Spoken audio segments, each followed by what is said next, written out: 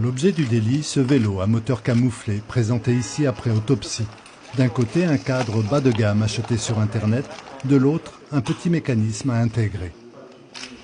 C'est une transmission à engrenage hélicoïdal, on appelle ça. Tout simplement, cet engrenage qui est ici, on le descend, on sort la selle, on l'intègre par ici. Et il vient s'adapter sur un engrenage qui a été fixé, une crémaillère qui a été fixée sur l'axe du pédalier ici. Un vélo à la portée de tout cycliste un peu bricoleur. Le coureur incriminé au maillot jaune fluo, c'est Cyril Fontaine, 43 ans, cycliste amateur licencié au club de Mussidan. Hier après-midi, il est contrôlé pendant la course régionale de Saint-Michel de double. Ses facilités lors d'épreuves précédentes ont éveillé les soupçons. Il a pédalé d'une seule jambe, quasiment on peut dire, et on a vu quelques photos à la pluie comme quoi il avait un groupe mécanique avec un fil électrique qui sortait du cadre, quoi. Donc on s'est posé des questions.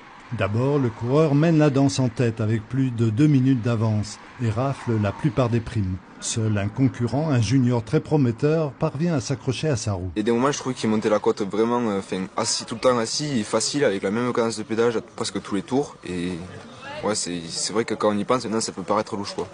L'agence française antidopage présente sur le circuit décide alors d'agir. La triche s'est révélée exacte. Une supercherie que le comité départemental doit prendre en compte. Contrôler, avoir la capacité de contrôler. Or, actuellement, au jour d'aujourd'hui, on n'a aucune capacité à contrôler. Donc, il faut trouver un moyen et puis descendre sur les petites courses amateurs. Il est reproché au coureur de Mussidan une infraction d'escroquerie.